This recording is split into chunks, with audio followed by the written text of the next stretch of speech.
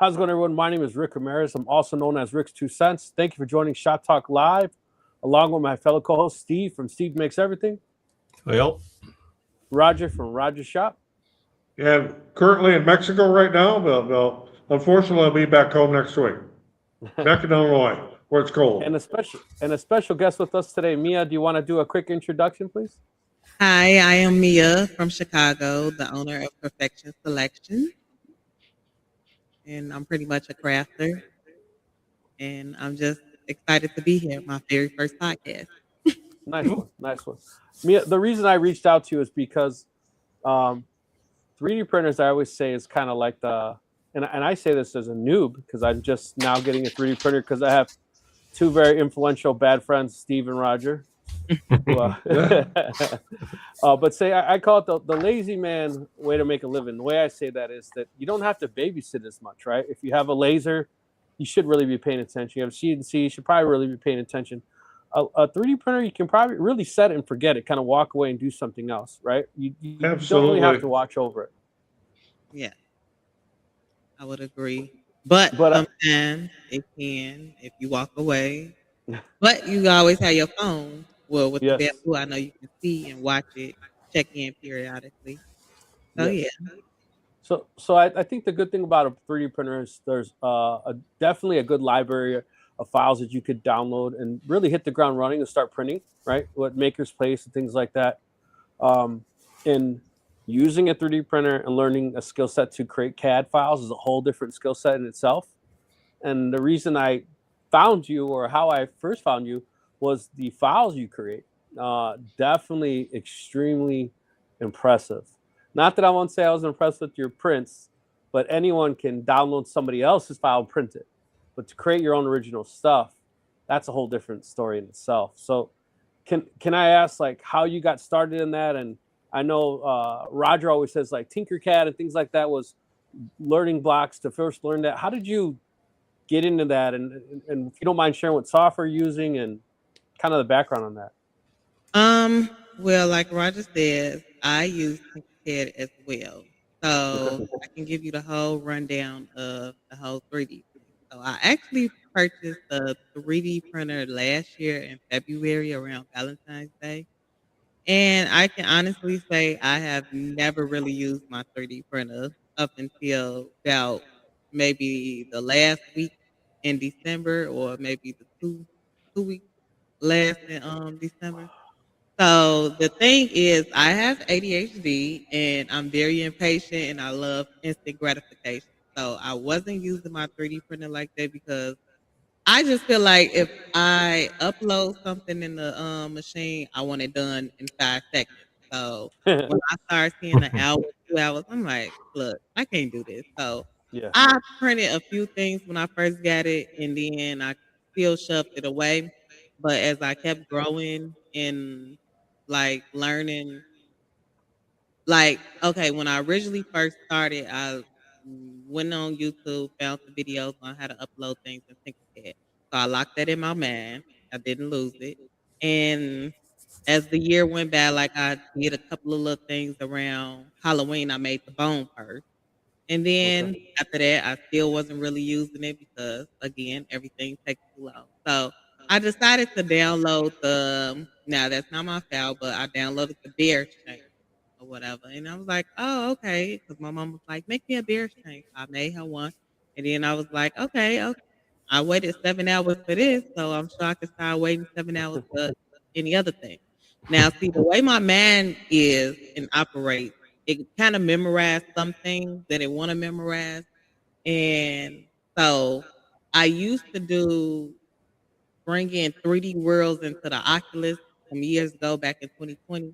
So I used to use a app called Unity. So some of that stuff is kind of the same when it's the planes and turning and all of that, the XYZs and all of that. So I kind of memorized some of the things from that. But as I started doing the bear chains, I'm like, okay, well now I want to make a chain with my logo on it. So I pretty much figured out a way to get the Cuban chain. Once I got the Cuban chain, that's when I started making my stuff from scratch. So I knew Tinkercad is SVG. I'm like, okay, well, if I bring in an SVG of my business, which is pretty much the name, I can bring it into Tinkercad. Then I'm like, okay, well, now I need a background for the for my my business name. So then I ended up saying, how can I turn the outline into SVG? So I went a long step, went through Cricut, screenshotted the outline of it, took it back to somewhere else to SVG and brung it into Tinkercad. Then brung all of those STLs over to Bamboo. And I was like, oh, well, then that's pretty much simple. So then when it wasn't merging together, I didn't know you had to merge everything together. So I kept on getting some type of error. And of course, I do use AI. I know it's people that doesn't agree with AI due to the water and all of that. But I did ask AI, I'm like, okay, why is my project instead of getting this error? I sent the picture to him. He told me, oh, you have to pretty much merge it. I clicked merge and boom. It was so simple like that. And then there was a lot of people that's like, I really wanted to make my own chain. I want to customize. I see that all the time. And then when I had posted mine, it was like, how did you do that? How did you do this? So I just finally decided to say, hey, I'll let everybody know how you go ahead and do that. But that's pretty much the only thing I really make. Is like I say, I just got into my 3D printer. I want to No. say it's probably been about 3 weeks now. I think it's important. We always say fall forward, right? Because like learn from your mistakes, and don't feel bad to challenge yourself. And I think it's what you did kind of is what a lot of people do. When they get frustrated, they walk away. But sometimes people don't come back though, but you came back to it. And definitely I feel the same, that when you print something, like I'm printing something right now, it said 17 hours. I'm like, man, and I remember when I first got my laser, I'd stand above it watching it work. And at first, when you get to see it's this 3D printer, you do that, and it's like, you can't do that because it's right. Just take it's a good thing you don't have to watch them because you'd fall asleep. Yeah, exactly. But Roger, I watched Roger since we've done this live. His background is normally a whole slew of 3D printers, but if you go and start watching these lives, and you watch the background just like slowly upgrade, if you don't want to get in the 3D printer and that's not inspiring, then nothing is going to be inspiring because you definitely upgraded your setup, like for sure. Yeah, well, when I first started out, I had all what I call bed slingers. They were mostly Creality printers, and a Kitty and a couple other ones, but they would be in the background, and sometimes they'd be running, and everybody would hear them. Now I have everything is Core XY, with the exception of 2. But I have 12 3D printers, and when I'm home, they're all running pretty much 24/7.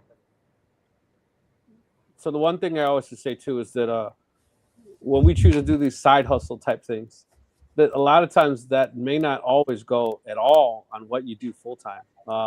Raj and I are in the power space, right? Steve's in the software development, so maybe.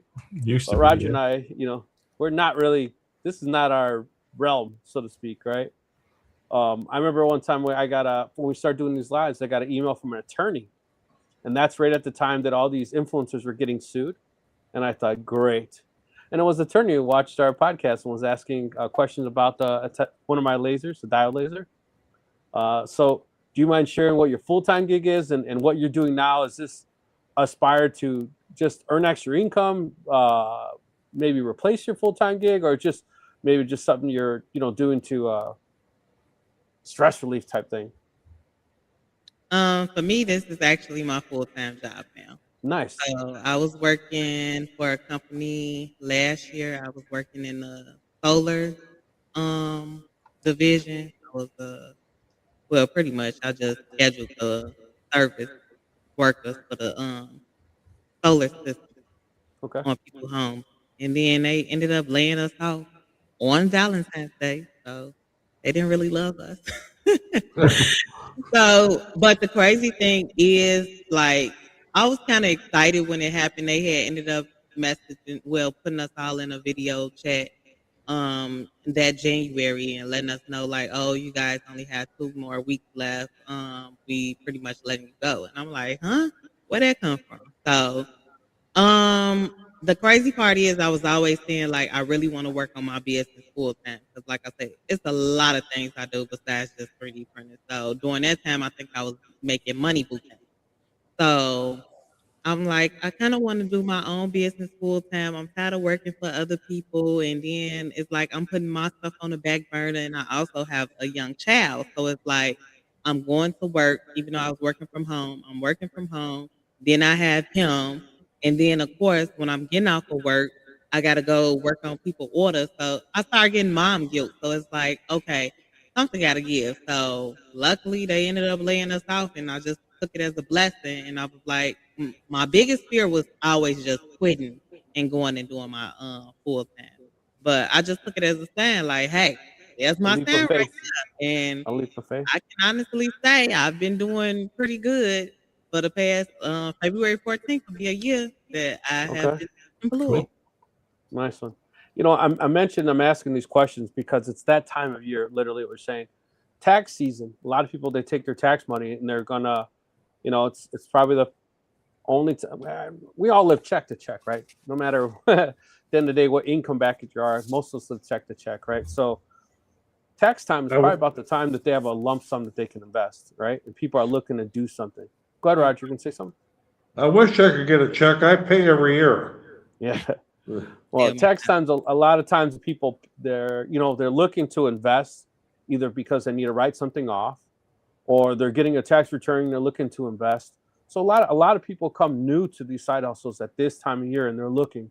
And the one thing, we always say we're not pumping dumps. There's no easy button. Like every piece of equipment we review, it worked perfect. Everything we made, it worked perfect. Everything we made, it comes perfect. We all share fails. Yeah. So, yeah. Hold on. I'm sorry. Phone kicked me. Yeah, we had a whole episode on one of our podcasts here of failures, and we've all had them. So almost time to do another one. Yeah, and I I've had a lot wasn't of shy failures of since that last one. I wasn't shy about showing them. I mean, it happens. That's just the way it is in this business. Yes. So I'm sorry. I was gonna say how I ended up acquiring all of my printers were when I was working at the solar company. I originally started with just it was the 8550 because I originally had a Cricut machine and I had another small sublimation printer. That one got clogged, and then I'm like, okay, well, I want another sublimation printer, so I ended up getting a Epson 15,000. Then I ended up getting an 8550 as my regular printer. Then I ended up buying another 8550 as trying to convert it to a DTF. That failed, so I ended up selling it within 2 weeks. I said, I don't have time to babysit no daggone DTF. Really don't. So, Well, I will say I've got two Epson 15,000s that I use for sublimation. okay. Yeah. I have an Epson 570 for sublimation, and I have. And I used to do the Sawgrass SG1000, but they got so stupid expensive with their ink, I just dropped them. Yeah. Let me grab some of these comments here in the chat. Yeah, we got a bunch of stuff in the chat here. So. Chris says, good day. Hey, Chris, thanks for joining. Hi. Hey, Chris. Tim says, you guys are early. A lot of people jump into live early, just kind of chatting it up, checking in first. They want to make sure they get their shines in the comments. So as just in case there's some new people joining the lives, I just want to share the reason we read these comments is because these comments are coming from all different social media accounts, mine, Roger, Steve's. And also there's a lot of people who don't watch the podcast. They may be working, driving, and they are listening. So the reason we read the comments is so that they can participate. And then if they choose to, they can grab their phone and kind of chime in, and some do. Just be safe, y'all, if you drive. Yes. Clack is very good for that. We just say his name once in a while, Clack twice. And he's like, well, I dreamed of Jeannie. How did she say that? She'd show up. Yeah, you said Clack once or twice, he'll be in there. Yeah. You say his name 3 times. There you go. Kind of like Beetlejuice. Yeah, there you go. There you go. Fish Lake, Indiana in the house. Hello, hello. Tim says, how are you enjoying your hot summer down there? I thought he was talking to you, Roger. But He's asking. No, he's asking Chris in Australia. Oh, okay, okay.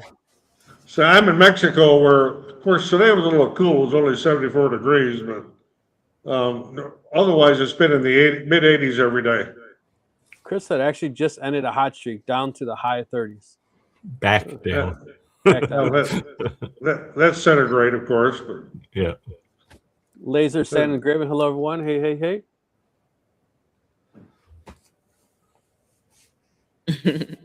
All right, we got a question. Roger, you want to take this? Okay, let me ask this before they get started. I'm working on my first video for the year. What software are you guys using to put your YouTube videos together? You using CapCut? I use DaVinci Resolve. As do I. And because I know how to use it. I mean, I just know the software. Yeah. Do you use the free version or did you buy it? Oh, I bought it. Yeah, me too. I bought it.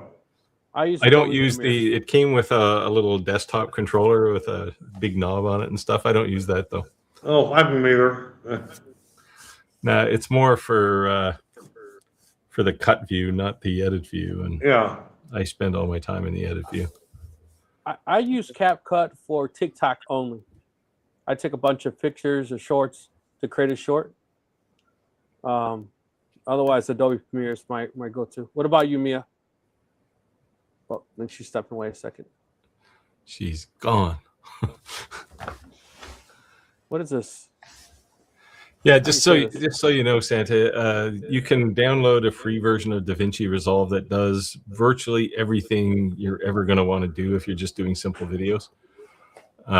What it won't do is things like if you want to build like an animated logo or something, you really can't do that with the free version.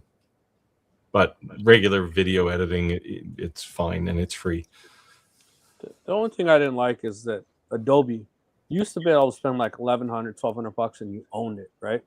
Yeah. And now it's purely a license. Subscription, and I don't like that. It's the same thing that QuickBooks did. That irritates the hell out of me. Because I always just bought the version of QuickBooks, had everything on my computer. Well, now it's all going to be in the cloud, and yeah. See, that was one of the reasons why DaVinci took off, right? Because there's a fully functional free version, and there's a paid version. But the paid version, I mean, DaVinci gets used by like Hollywood studios and stuff, right? And all the special effects studios, they all use DaVinci. And so they probably make enough money off of those guys that, you know, the odd YouTuber that uses it doesn't really have to pay too much. I think it was like $300 or $400 or something for the paid version, like, and it's a lifetime thing. Like you just get updates. Yeah, right? I think it was $350 when I bought it. Yeah, I think I pay like $85 a month for Adobe Suite. Oh, so you use Adobe? Yeah. Oh, switch to Resolve, man. It's first of all, it's better and it's cheaper. Yeah. So and there's a million tutorial channels for DaVinci. Yeah, so Adobe, I have the Adobe Suite, so it's every single app that Adobe makes. Yeah. But it's expensive, man. Yeah, it's the one reason I don't own a single Adobe product is their stupid monthly license thing. Yeah. I pretty much do. Harold said hello from how do you say this again? Poughkeepsie. Poughkeepsie. New York, a regular, and I still mess it up. Jack in the shop said I used to use, what is this? Caden Live for years. You guys ever use this? Never heard of it. Not familiar with that one. Yeah. Oh, Mia keeps disappearing. Mia, you've got a little voodoo thing going on there. Let's see here. Jack said it's not hard, but I have a lot of features, ton of YouTube videos on it. Yeah. Mia, we lost your audio. Yeah, I had muted. There you're back. There you go. Yeah, okay. Gotcha. Yeah, I mean, Woodworking it's whatever you get used to, right? And you kind of hug it like it's the last tree in the forest until you have to change. And like Apple just recently, a lot of people use Apple's video editing tool, and they just recently packaged all of that stuff up, their Office suite and video editing and a bunch of other things into Apple Developers Workspace or something. Development workspace, creative workspace, that's what it is. And they charge for it now. It's like things that they used to give you for free, they now charge for. Well, my originally reason I bought the MacBook Pro, it's like 5 years old now, is because Adobe, when I started doing 7.4 or 8K export on a Windows computer, would just crash. Yeah.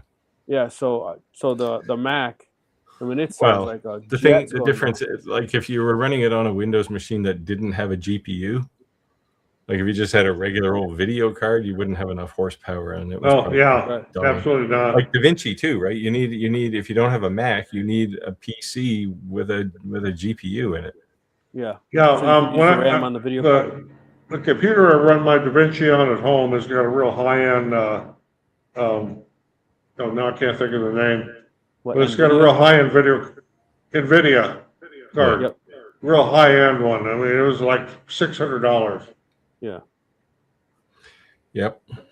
So I want to do the last upgrade, the new Mac OS update, and it said I guess I can't get it. Oh, so I have to buy a new. Oh, what do you have an Intel processor in your machine? I don't think so. No. I would have that blue logo thing on it. It can't be an M1. Otherwise, you'd be able to update. I went to update it, and it said it wouldn't let me update for some reason. Maybe you didn't have enough disk space or something. Well, most of my laptops will also run DaVinci, just not quite as fast. The one I'm on tonight has got a Ryzen 7 processor on it. It's a gaming laptop. Yeah. Yeah. And my other ones are Gigabit and Asus, and I do all of my editing on this machine that I use here. It's a Mac Studio Pro, which is like a supercomputer. Like, the thing is crazy fast. Nice. Yeah. So I want the new MacBook Pro, the version of mine now, but I think it's like over $9,000. Man. I think it's all those tariffs, man. $9,000. Get a sponsor. Yeah. Come on, Mac. Get Apple as a sponsor. The only time I did any work with Apple, they sent me a couple of blade machines, like rack mounts. They made a server, the Mac server, at one point, and they sent me a couple of those. And I kept them for about a year, and then they said, we need them back. It's like, what? That's hilarious. Well, I knew they said they were going to ask for them back, but they didn't for a long time, and I thought they forgot about them. No. David said, good evening from South Milwaukee. Cold up there. It's cold everywhere in North America. This week. Hey, Harold. Jack in the Shop said, yeah, DaVinci Resolver is another great free option, but it's a bit more advanced. It's a serious tool, yeah, but you don't have to use all the features in it. I mean, at the end of the day, they all have the same thing. You can drop multiple tracks, and you can, cut and trim and move things around, and they all do pretty much the same thing now. So. And you can make yourself appear and dissolve and everything if you want. Do special effects, and you get into Fusion. There's a lot of things you can do with it. Yeah.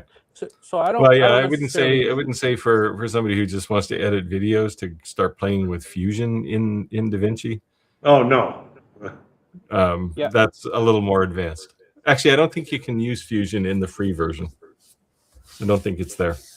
I don't see any of those fancy stuff like that. For my editing is just purely editing. Yeah. Yeah, and mostly it's audio cleanup, to be honest. Yeah, so in DaVinci, one of the things they've added recently is, well, not real recently, but over the last year or so, is you can grab an audio channel, an audio track, and you can say, make this, tune this for YouTube. Yes. And you don't have to worry about what the high and low volume range is or any of that kind of stuff. You just say go, and a minute later your track is processed. And yeah, Adobe actually monitors our voice, and it says our voices are on an F. Yeah. And it auto does our voices differently. And it's crazy just the way it detects my voice versus your guys' voice. And as it starts knowing who you are, its AI features is kind of wild. Yeah. One of the coolest things they've added into DaVinci now is if I say, like, if in a video, if I say 100 and I meant to say 200, I can actually go in and select that piece, the 100, and I can just type 200 and it will use my voice to reprocess it.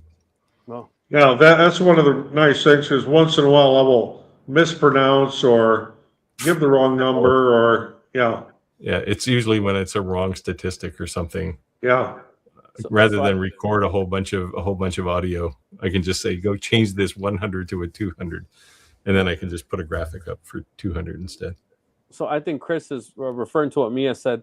The more jobs fail when you're away than when you're there. Like with the 3D printer, monitoring with an app definitely helps. But man. Well, I never did show that big block of PLA that I pulled from my Bamboo H2D. I got something I can show. Let me go grab it. Bring it. I mean, it looked like if you were like an anthropologist and you dug up this big rock and you chopped it in half and you went, oh, there's a bone in there. This was how my printer was. What do you think of this, guys? Yeah, there's a misprint. Wow, that's pretty bad. And then I tried it again.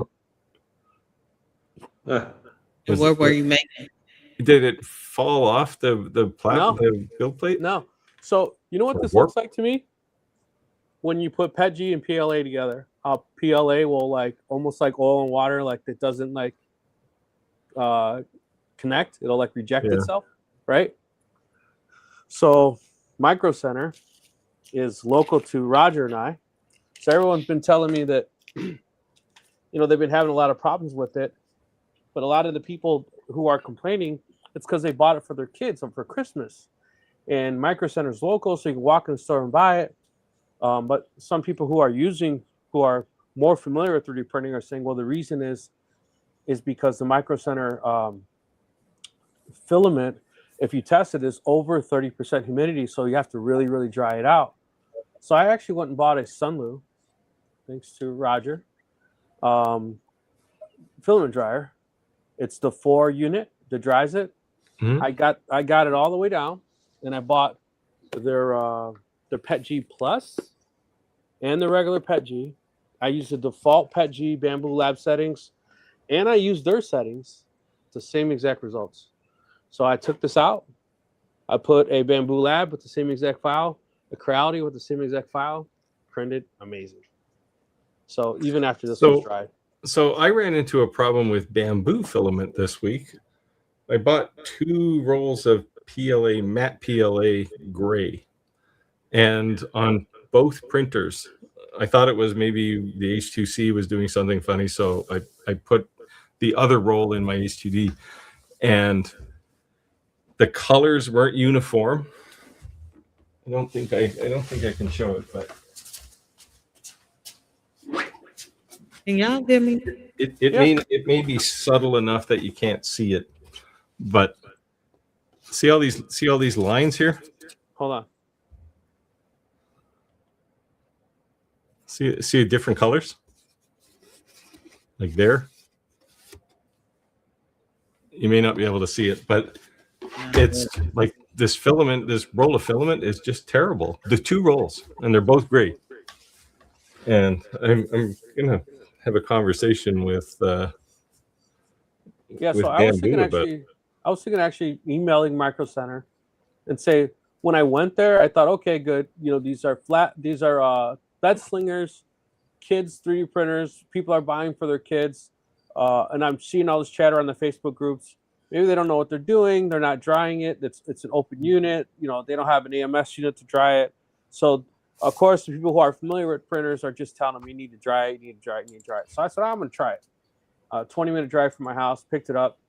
So I'm actually going to email Micro Center and say, look, these are the settings I use. These are the settings you recommended, and these are the results I got. What do you suggest? And see what they say. Because I just find it hard to believe that they have literally like 15 rolls of filament. When I mean rows, I mean like 75 feet rows, and they're all bad. Like they gotta.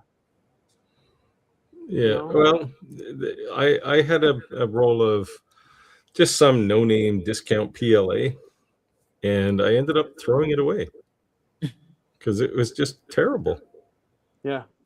I've had that experience with the Amazon Basics filament.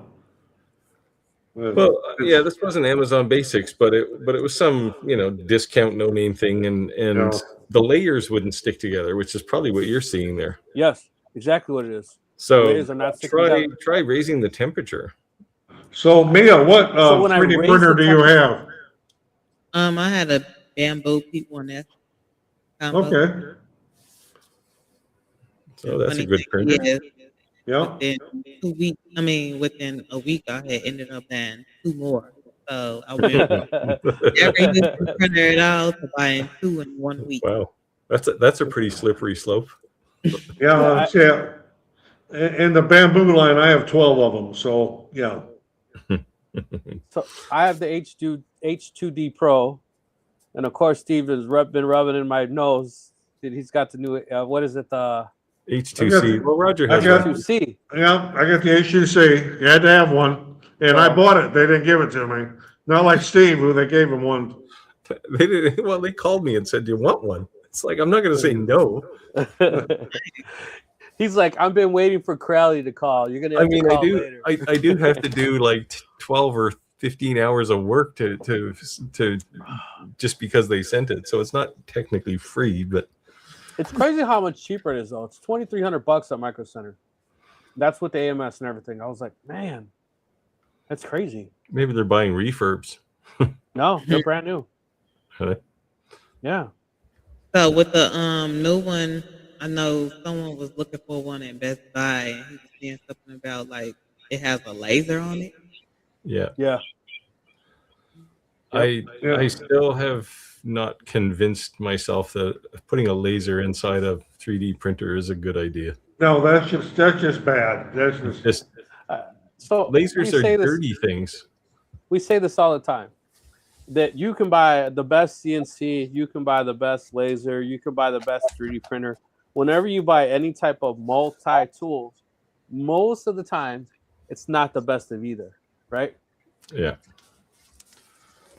Well, it just like if you cut a whole bunch of things with the laser and then you try and print something, you're gonna have to clean the inside of that completely. Yes. Yeah. I have an Tech Polar laser, and I legit only have used it one time. I'm scared of it. I don't know why. I bought that in February of last year. And the only reason I used it that one time because someone swore that I told them I can engrave a Stanley cup. And I'm like, I don't recall ever telling you that because I have never used my machine. So I ended up trying to figure it out, ended up figuring it out. But what I should have did was did multiple passes, which I knew nothing about. So I was going to end up doing another cup and never did it. I think I ended up getting scared again and just backed away from it. Well, then you need to talk to Roger because Roger does a whole slew of cups, sublimation, laser engraving. He is he's in competition with Steve because Steve loves making coasters. I do not. Coasters and cups, you know, they're like head to head, you know, but yeah. Yeah, well, I do.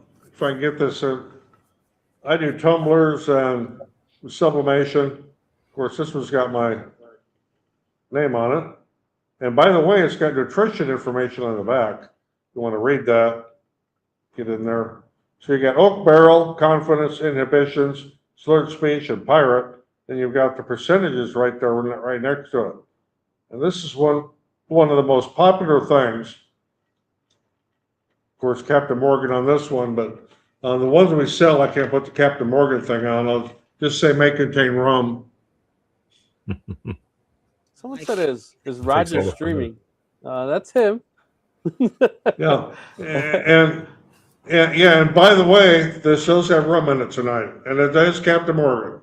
I think when I saw this Roger question pop up in the feed, Roger was very still. Oh, that just wasn't moving. Hello from Waverly, Iowa. Hello. Close to where I live back home. Hi, Sam. Hey, Jim. I was gonna say now I have been using my 3D printer to make tumbler sleeves. Those are pretty cool. I didn't bring one down. I should go get it, but that's kind of cool. So what I did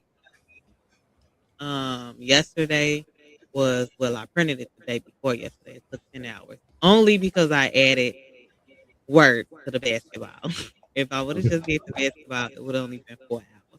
But since I added like class of 2026 and added their name and their jersey number on it, it made it increase to 10 hours. And that kind of came out nice. And then what I do is sublimate pictures around the little part that's left on the tabula. And now I have the epoxy, which is, I'm waiting on the epoxy to come. Now that I'm thinking about it. Nice one. Another how do you say Chicagoan? Chicagoan? Yeah, there you go. Jim says hi. Jim, you've been quiet this week. I haven't heard from you. Jack said, I like DaVinci better because it just works on everything. Oh, that's KDN Live. KDN Live. Yeah. I've never worked with that. I have no idea. Chicago bang bang. Well, that can mean a lot of things. Yeah, well, what are you gonna do? It's always gonna be that way, and it's never gonna change. If you're not tough, don't come here. Stay away. Jack in the shop said, "This is what I use on my Linux machines, but it works on Windows too." Yeah. Yeah, if you're running Linux, there's not a lot of options. Yeah. Yeah. It says I don't have many things to print. Oh, I do. Yeah, me too. Tim said, "Did Ricky do the Ethernet upgrade?" So I did some experimenting tonight. On the other side of my shop here is the 3D printers and 3D printer, and on the other side is the CNCs. But on that side of the basement area, all above me is my ductwork for my HVAC. So I was thinking, when I filmed over here, I didn't have any problem. And I ran a speed test and I had no problem. So I sat over here with the lasers behind me, and guess what? No problem. So I think it's just a ductwork. So if I want to sit over there, I'm going to have to run Cat 5. Or 8. Yeah, but I have a ton of Cat 5. Cat 6 probably, I think. Well, you can squeeze a gigabit out of Cat 6. Yeah. So Sam is saying I printed another spool holding rack as we sit here. I did a big one here not too long ago for a bunch of spools. I think I've got on one of my videos. I have storage for probably 40 spools now, and I figure if I have more than that, I have too many spools. Yeah. So I've been wanting to print something for myself, but I've been so busy printing nonstop for everyone else. I just want to print the stands for the AMS Pros because they're like crooked, lopsided on the angle on the side of my. So you know how to fix this problem? What's that? Buy another H2D. Or maybe one's an for me, the other one's for someone else. Buy another H2C. I think that's I'm not even lying. When I saw that Micro Center $2,300, I'm like, I gotta get out of here. Man. I was thinking, well, you know, you didn't really need the Pro. You didn't have to buy the Pro version. Well, my H2C, I have 2 AMSs and then the XD, and I still have not taken the second AMS out of the box yet because I don't have a good place to put it. Yeah, put it on the left side. Well, the problem is I don't have room on the left or right side. I don't like the one they put them on top and it's too wide. I don't know. I have mine sitting on top. You on top? Hmm. Do you have one AMS or two AMSs? Well, I have one AMS for each machine. Okay. Yeah, just when it's two AMSs on one machine, it just looks like an accident waiting to happen because it's kind of sticking off too far. It's kind of Yeah. like Stack them.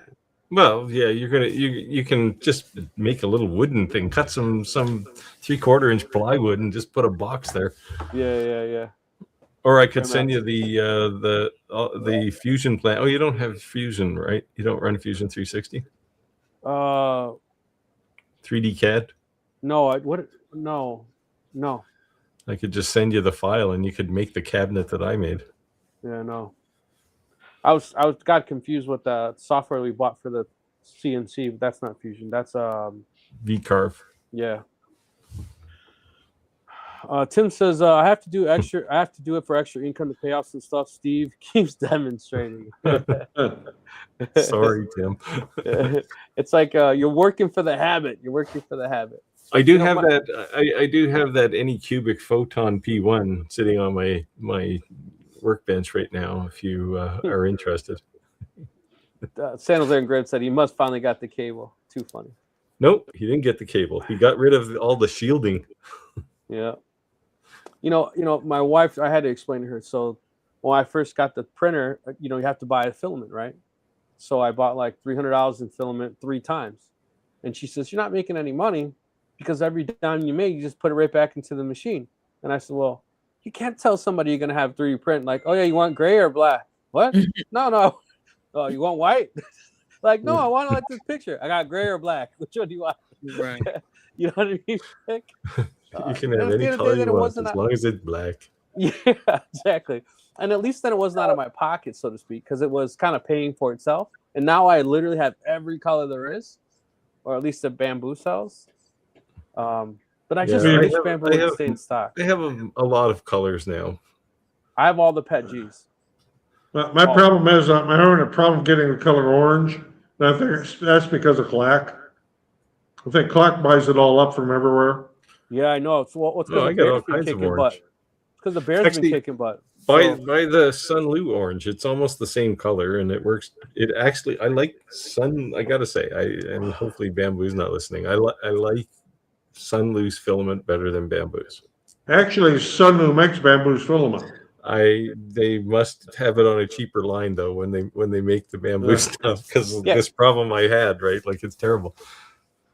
Yeah, because I just asked that when I saw Sunlu's filament on Amazon, because I was getting ready to order red Creality because Bamboo doesn't have any. Sunlu, they have every color in glow in the dark, and Ricky saw that and was like, oh. There you go. Now he wants one of those gangster chains in glow in the dark, right? No, you know what? The boy's gonna be a lineman. You know what he wants? He wants to make his own electrical receptacle covers. He wants glow in the dark and things. There you go. Hey, there's actually a thing in this file you could download for outlet covers. I was going to say, you know how to fix that problem. Buy a UV printer. Yeah.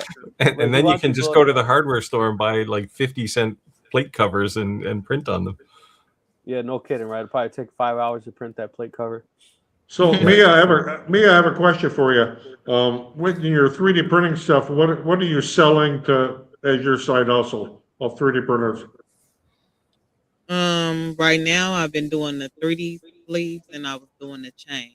We're not going to mention which chain, but I was doing a lot of heavy selling with the chains. That's how I ended up getting a 3 because, like Rick was saying, how you print stuff for other people, but then now you want to print something for yourself. So I'm like, okay, well now I need a printer so I can print stuff for myself, but then I need another printer to still print stuff for other people. So oh yeah, it's a vicious circle. Yeah, it definitely seems like anyone who makes it become an income. The single was a gateway drug, right? And to be able to actually print fast enough to make money, to make it a good source of income, you got to have more than one, right? Mm-hmm. So I haven't made it to that point where I'm just constantly making stuff repeatedly because for the past 2 days, all 3 of them said I haven't even printed anything. but I haven't made it to that point yet of really promoting because I still haven't really seen all the things that I could really make with it. I've seen a lot of stuff, but I haven't got into the aspect of building yet. Like I peep things and I look at things and I'm like, oh, I can probably do that once I go on Tinkercad. But have I sat down and actually did it? No, not for the past couple of days because I do work out my basement and it's been freezing and we don't have a really great insulated basement. And one heater doesn't cut it because it's a huge basement. So I've kind of just been like off to the side and upstairs, not really doing anything. But I plan on seeing all the things. I've been kind of keeping out different Etsy's and see what everybody's selling for 3Ds. And I'm like, okay, well, maybe I need to start advertising on my Etsy as well as my regular website. So remember, everyone, Valentine's Day is our next big seller. So no matter what niche you're in, I don't care what niche you're. My niche is memorial stuff. That is probably the worst holiday for someone who's mourning someone, right? I'm gonna jump on that bandwagon for sure. So those big holidays like that, Halloween, Christmas, 4th of July, Memorial Day, Veterans Day. You gotta jump on those. But they're short shelf lives, right? So just put all the leftovers in a box till next year, right? Yeah. Right. I've already made a somewhat of a memorial for my late wife. And me, I know you don't know this, but my wife passed away in December of 30 years. So I've already made a kind of memorial Valentine's Day thing for her has a picture of the two of us and one of the beaches down here in Mexico. And it sits up next to her container where her ashes are in the mantle of her fireplace. Very cool. My condolences goes to you. And I'm a baby, so you almost got me to cry, and I didn't even know her. Yeah. A lot of people ask me 1940s. about Valentine's Day, and I've just been like, I really haven't gotten into like last year. I did a lot for Valentine's Day, but this year I've been kind of shying away, only because I ordered a DTF printer, a commercial one. So Okay. it's like I know I have a feeling it's gonna end up coming within this week or maybe the next week.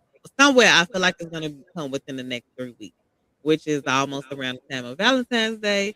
And you know how when you get a new machine, you only want to play with that. You don't want to work with somebody else.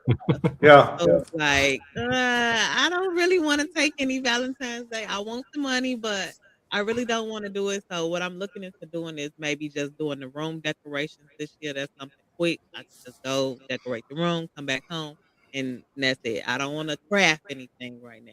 But I'm excited about that. So it's like I don't want to take orders for real because I know how I'm gonna get when the machine get here. I'm not gonna want to talk to anybody. I just want to work on my machine. Leave me alone. I just found out I'm on storm duty for Valentine's Day. You said it's a storm coming? Storm duty. Oh, So, and normally we're only on storm duty once a year, and I guess I'm on twice. So, like, man. they saying Yeah. Take your wife with you on a road trip.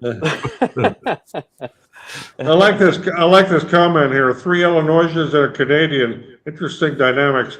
The only difference is this Illinoisan is in Playa del Carmen, Mexico right now. Yeah, Mr. Part-Time Mexican over there. I'm a little jealous, Yeah. to be honest. Scenes of work, Hey. though, 101 shows. Well, we'll say one thing, Rick. Right now, because of where I've been, I'm as dark as you are. So Yeah. just got to watch out for ice when I get home. Where I live, it was a dark 2 hours ago, so 3 hours ago. Chris said finding out what it failed is challenging. I enjoy it. Absolutely. That's like I told you, man. This is like, I just wanted to try it because this is the way I thought about it. If I bought a Christmas gift for my son, and I was so excited to give it to him, and he printed something, and this is how it came out, I'd just be kind of heartbroken and felt like, man, I'd be beating my head against the wall to prove to him that he could get it to work, So I get these people on Facebook like, man, it's literally dropping all over my keyboard. What am I doing wrong? And I don't think they're doing anything wrong at all. You tried a different roll of filament, right? Yes. And it did the same thing? Yes. Does it need supports or something? Well, I tell you what. Hold on. I removed that same exact filament. I put a Crowdy in. Printed perfect. Bamboo. Okay. So it's a roll. It's a bad roll of filament. Toss it. Well, I bought 4 standard PET Gs and 4 PET G pluses, and I tried 2 different PET G pluses and 2 different PET Gs. Same. Yeah, she's got crap filament, and I've run into that before with, especially with what they call the Amazon Basics, and I won't buy that again. Yeah, I don't even think they have Amazon Basics filament anymore. I haven't seen it in a while. All over my whole keyboard now. But yeah, but it's like, I just got to think like I would just hope that they wouldn't be selling that volume of it, and it sucks that bad. Unless I literally got a bad batch or something. Yeah, but so the thing I noticed, so this roll of filament that I had that where the layer adhesion wasn't good, on a cheap 3D printer, that printed fine. Really? And I don't know why. Maybe it's like, if you ran diesel in an F1 car, it probably would run pretty bad, right? But it'll work fine in an old Volkswagen. Yeah. So Chris is saying here, finding out why it failed is a challenge I enjoy. And yes, it is. If you have a failure, you need to figure out what happened and why. Failure analysis. Yeah. I spent a good chunk of my career doing some of that. Here you go, Mia. You can take this one. Oh, Zenteno. The failure rate is too high for me. Like, what part are you failing in with the sublimation? To me, that's the easiest one. Yeah, I have my failure rate, unless I do something stupid like I print a mug upside down. And I've done that. Don't mirror your image if you don't have it automatically mirrors. Now, that's where I usually mess up, because I definitely did that with, I can show you the cup now. Yeah, for sublimation, the only real failure you could have is the heater, right? So correct on there, but yeah, in real life. Yeah, forget the mirror it. Yeah, I've done that before. So I would say this though, like to make full wraps that are seamless without seeing the line, there's still an art to that, right? Like you guys are like, I've done a million of these. There's a method to your madness. The way you're heating it, what you're using. Some people are using convection ovens. Some people are using actual mug presses. Everyone has a different method to their madness, but you figured that out. So even if Roger said, I do this, here's all my settings. Mia said, I do this, here's all my settings. You still need to figure it out, right? So like, that's just somewhere to start. And we say that all the time. And unfortunately, with sublimation, you can have a lot of ghosting and things like that. And you got to get the method to your madness. Yeah, well, the heaters too, right? The mug press. There's no two of them are the same. I've noticed. Right. Like my biggest thing, the same model from the same manufacturer, and they'll act pretty differently. Yeah. When you get into you want to do something seamless, it's not so much how you put it on there; it's how you trim it. You got to have the right design, the right trim, and for example, this one here is absolutely seamless. You will see no seam on this anywhere. But I set it to where the seam would be in white space. But another one's where you have a full pattern all the way around. You have to be able to match that pattern when you're doing your actual wrap. The other thing is I noticed between the orange tape and the blue tape, the orange tape I got marks. So I used blue tapes that I never had marks. I had the orange actually leave marks. Have you guys ever had that? I know Orange, it's just the Amazon generic tape, like the plastic. No. Yeah, it's the heat tape. Kapton. Yeah, so I used blue and never ever had that problem again. I've used the blue and the brown mostly. I've never had a problem. Yeah.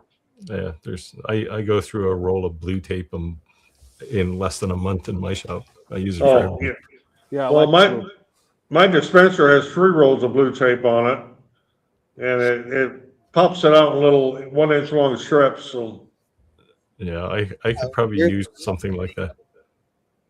Her picture came out blurry. Yeah, but you Yeah, see Yeah. that third. Yeah, I have those, but what I do to usually fix that, I don't think I didn't do what I normally do, which is spray the fabric. What is it like? Fabric binder, bonding fabric, the little glue type stuff. Adhesive. That's what I'm looking for. Fabric adhesive. I don't think I sprayed it on there, and yeah, ended up coming out really blurry. Now those are the mistakes I do have, but is I usually catch it once I after I done it, and I'm like, okay, well I forgot to add this part or do this part. And I did have a fail on a memorial bench that I just did the other day, and that's because I overpressed it. I let it press for too long, so like, and I think the wood is kind of old. The sublimation bench was over a year old, and I just read that you're supposed to use it within maybe 3 to 6 months. can dry out the humidity in your house, dry it out. Hmm. The one thing I would tell people all the time too is that when you're pressing garments, the humidity in your house from summer to winter is totally different. So you almost want to do a first press just to actually remove the humidity, and you know, and then do your press to actually apply. And I do that every time. I don't care what time of year it is. If I'm Yeah. pressing on garments, my first press is usually about 30 seconds to Yep. pull the humidity out of the garment. And then I'll lay my graphics on and everything and do the actual press.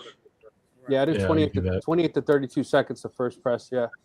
So the Hytronics press, which is just outrageous. You can set it to like program so that it knows the first one auto open just for the pre-press, and then the second one is actually your regular press. You can even do a third press afterwards, after you peel it.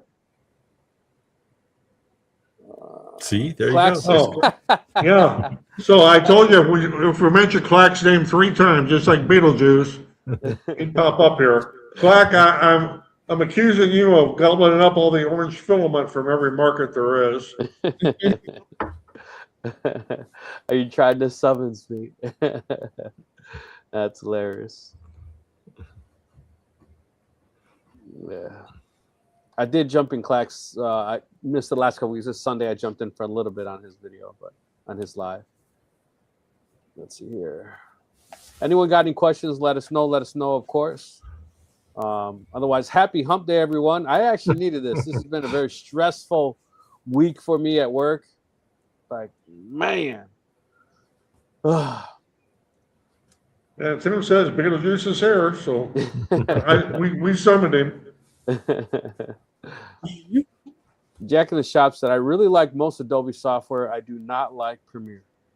See, this is my frustration because I like Adobe software too, but I'm not gonna pay $100 a month for it forever. Yeah, that's what I'm telling you. I pay $85 a month.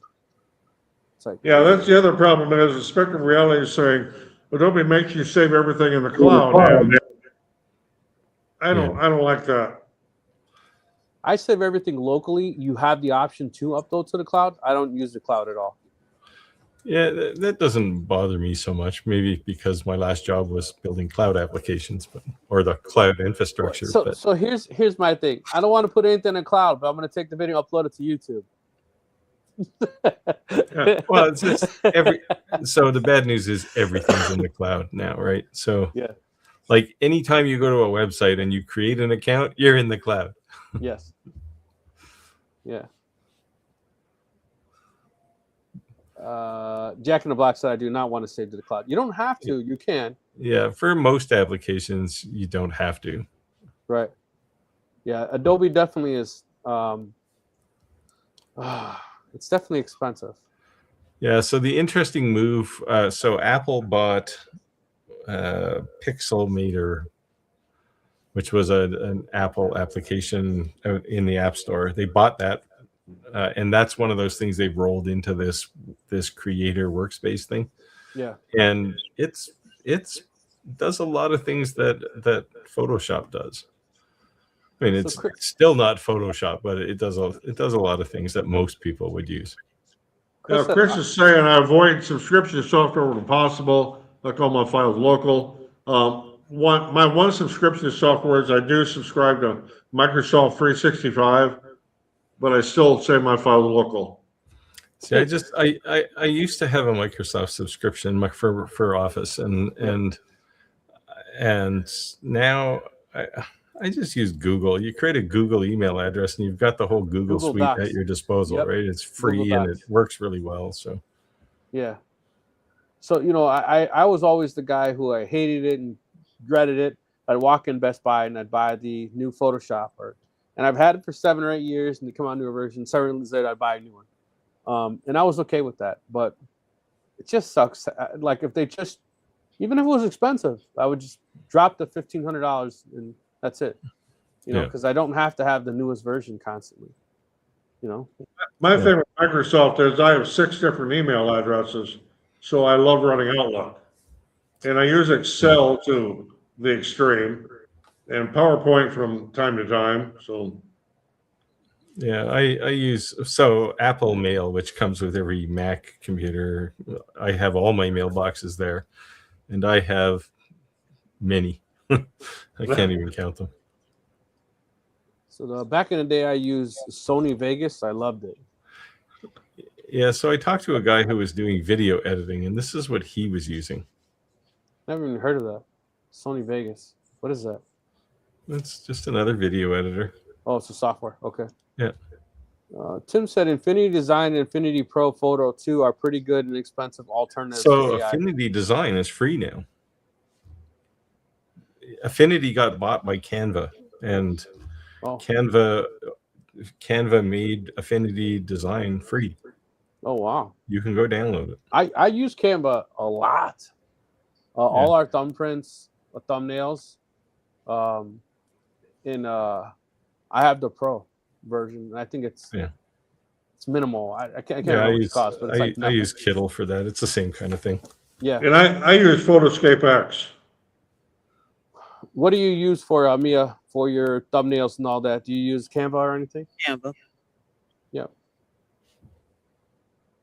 Canva is definitely my go-to. I'm soon going to start outsourcing a lot of this stuff, though. I just don't have capacity for it anymore. I keep getting these calls. Do you want to hire an assistant from the Philippines? And I was like, what? And they're like, it's $3 an hour, 40 hours a week. And it's some 12-year-old who they're going to beat like, if you don't hire them. I was like, are you serious? But yeah. Yeah, so I was talking to Fohammer. He was on here, and he does his editing. He hired a guy full time actually from the Philippines.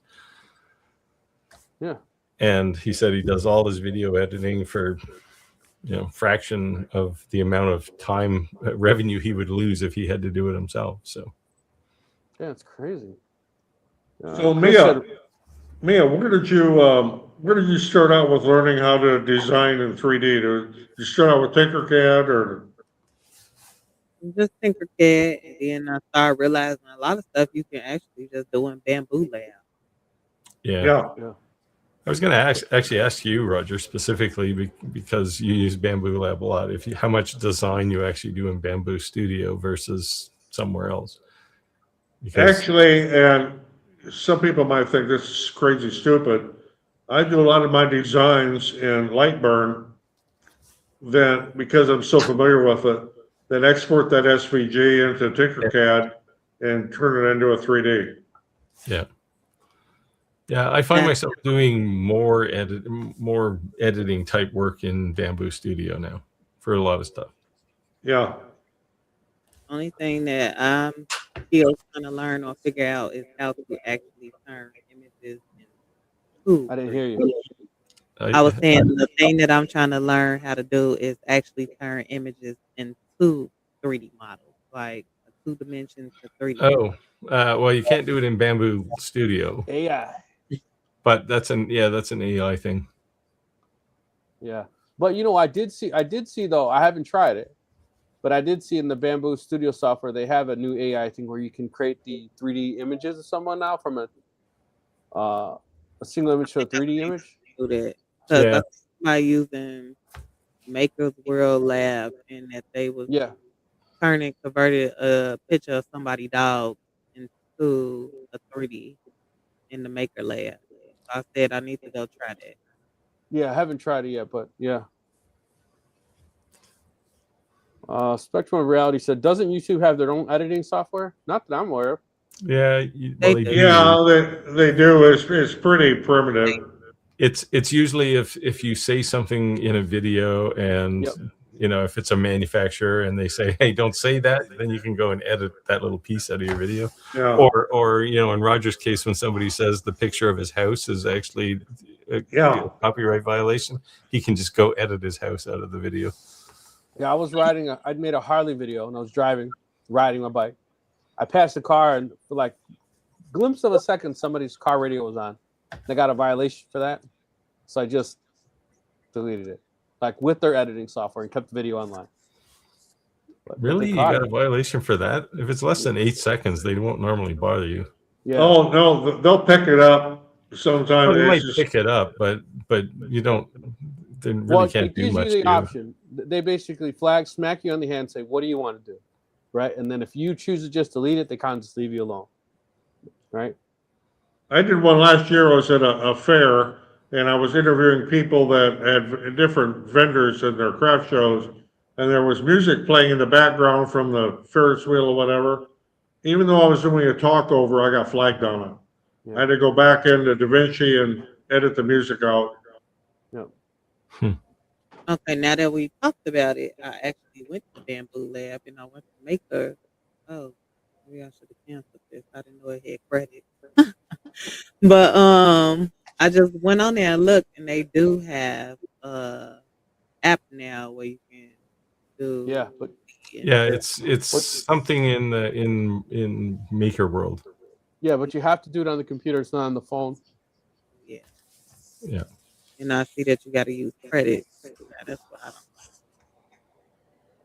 You get check that Kittleville or whatever how you say this is very lightweight. It will run on anything.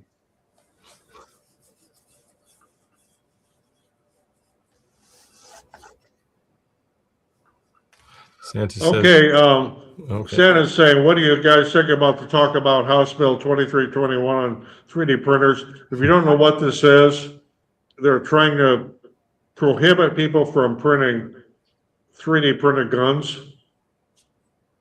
So I don't know how they would ever enforce that. That's just. I'm surprised this thing. Well, you know what the next step in that is, though, right? Is to ban consumer 3D printers. Yeah. So or here's my take on it. Here's my take on this.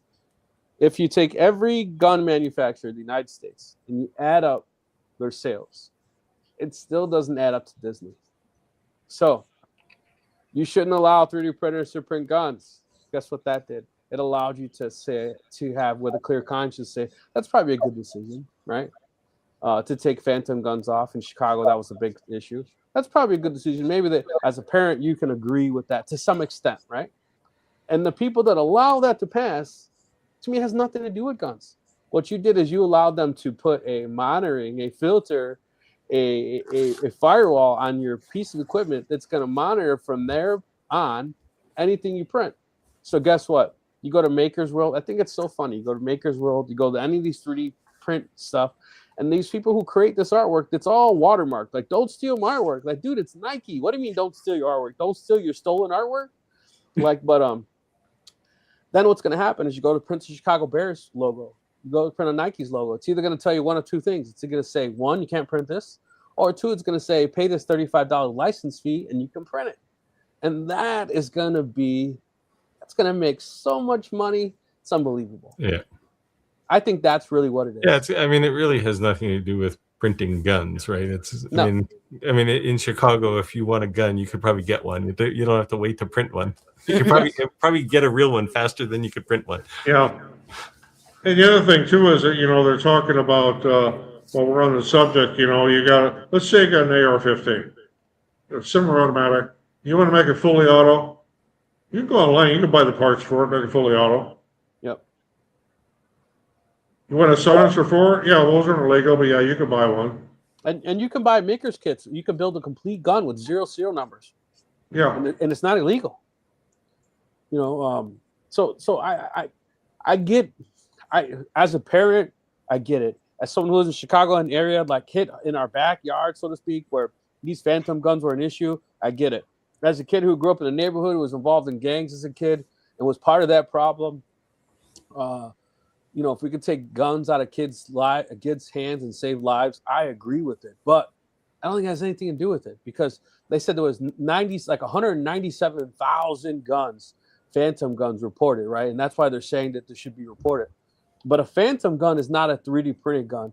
A phantom gun is any gun by law that cannot be identified. So that means the serial number has been removed. That means it's a Home Depot special that they made. That means it's a home built gun. These cops, excuse me, don't mean to be offensive, clack, they're not trained professionals. They're not gunsmiths, and nor do they care to be a gunsmith. If they pull some 16-year-old kid with a gun in the back of his pocket, and it's homemade or a serial number scratched off, phantom gun. That's it. You know, and at the end of the day, like, they're just doing their job and taking guns off the street. But that kind of dilutes the idea of 3D printed. It's not just because it's declared a phantom gun doesn't make it a 3D printed gun. It's a modified gun or a built gun or, you know, a defaced gun. Yeah. The other thing too with the 3D printed guns, at least to this point, it's a one shot only. I mean, they're not semi-auto or anything. It's a one shot. You're done. Right. So most of the guns that I've seen that were 3D printed, it's the lowers, springs, and the uppers. Everything else is metal. So you can go buy that from anywhere. So they're taking a gun that's, you know, a Glock, a 9, you know, a gun that's a $350, $500 gun, and they're building it for under $100, and that gun will fire away with a switch. You know, so I get it. In the wrong hands, they can be very, very dangerous. You know, but I just think that that's not the intention. It's the wrong argument, right? Because a car in the wrong hands can be a deadly weapon too, right? So like, what are you going to do? Like, and they are all licensed. So what problem are you going to solve, right? Right. So to address the question about what do I think of the talk about the House bill, is my personal opinion, and we don't generally talk politics on it, is I think it's bogus, because they're going to try to start regulating everything you print, you know. I think they're just trying to convince you it's a great idea. They're misscrewing the facts on the amount of 3D printed guns, and that's just a gateway to allow them to have licenses. It has nothing to do with the guns. Yeah, nothing. I mean, if they're trying to have people stop killing people, doing this isn't going to do anything, right? Because people are going to find a way. We just sat there and said that a 3D printer is about the slowest way you can make money. Period. I'm not saying you can't make money, but it's definitely the slowest way. You know, if you're some gangster and you want to go rob a bank, it's like, come on, hurry up and print. I got to get there before 5. I'm gonna come back in 27 hours and get you, bro. Trust me, I'm gonna get you. It's the same thing if you want to build a pipe bomb. Yeah, pipe bombs are illegal. You get on the dark web, you can find all kinds of places to show you how to make pipe bombs. Yeah, from Home Depot, with everything in there. Yeah. So before we get flagged, it's probably too late. Just know that we're all parents, right? And we understand and concern, and we are concerned citizens and responsible citizens. And there's nothing wrong with owning a gun. Everyone should have the right to own, bear arms. And I understand people concerns about guns and children, and I understand the legitimate concerns about people illegally printing anything. But I wholeheartedly believe it has nothing to do with that. It's really just a license issue. And it boils down to, like I said, add every single gun manufacturer in the entire United States, and they still don't make as much as Disney. You know, so Disney, Nike, all these people, go to Makersville. Just type in Chicago Bears. You know, see how many things you can download with Chicago Bears. You don't think how much money they're losing because of that? Come on, man. Think about it. All right, new subject before we get I sound like a pastor over here about the Baptist sermon. Spectrum of Reality says, been thinking about picking up one of these new Mac Minis. I'll never buy another Windows machine. Yeah, I don't know. I don't.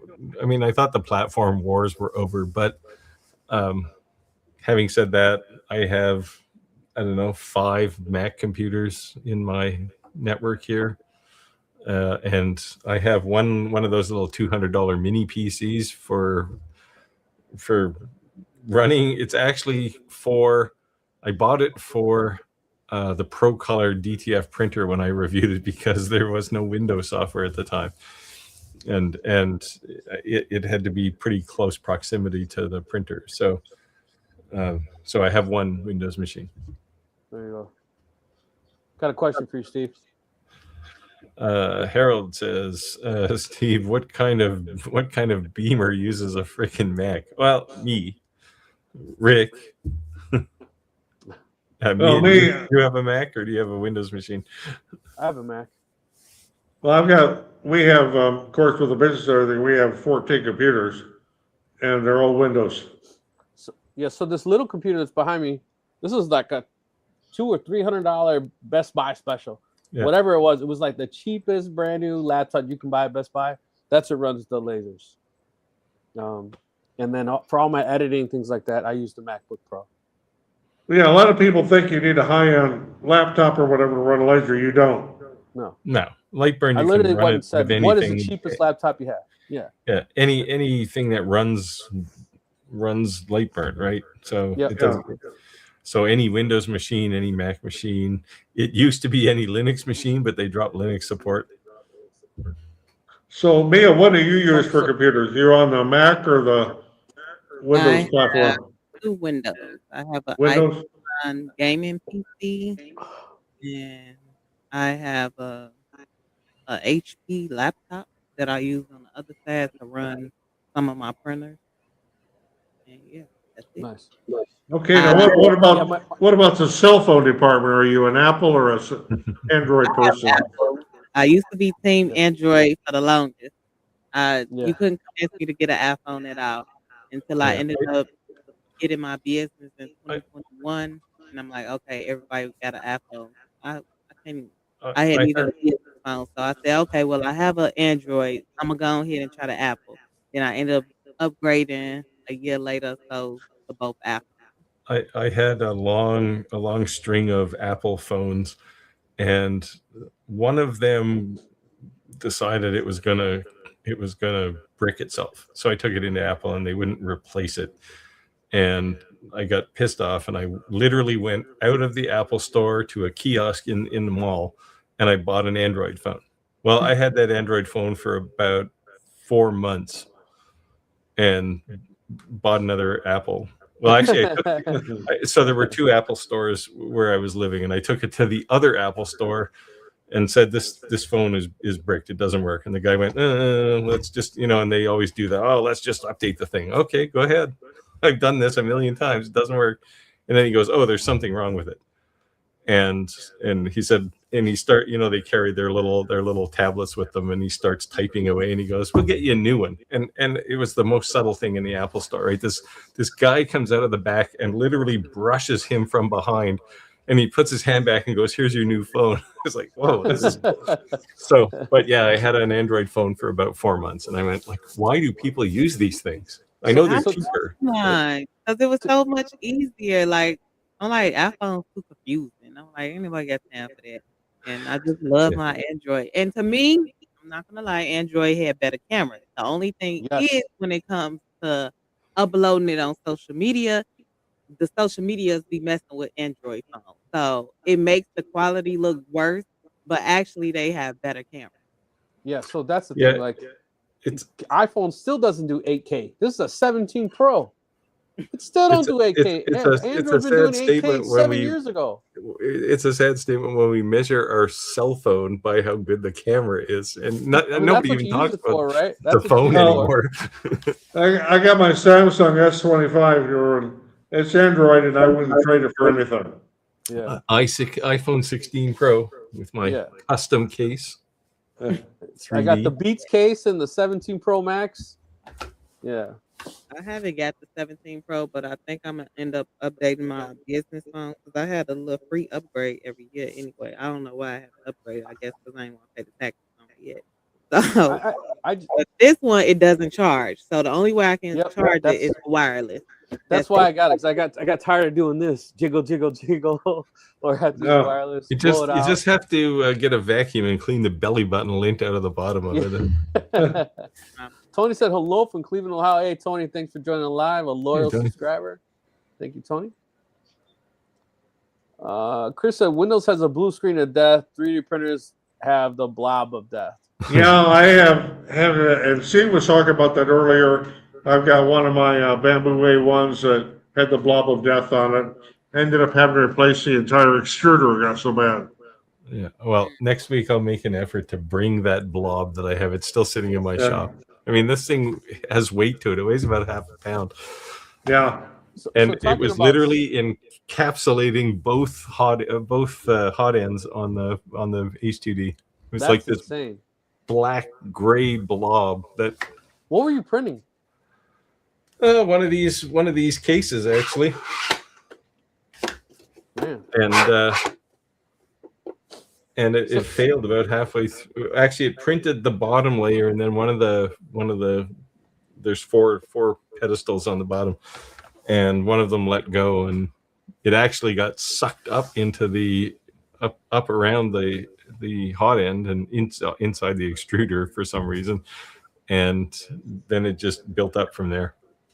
So speaking of sublimation printing, Mia and Roger, I got the Epson 570 because I thought DTF was just too complicated for my wife, and I thought the sublimation prints would be a lot easier for her.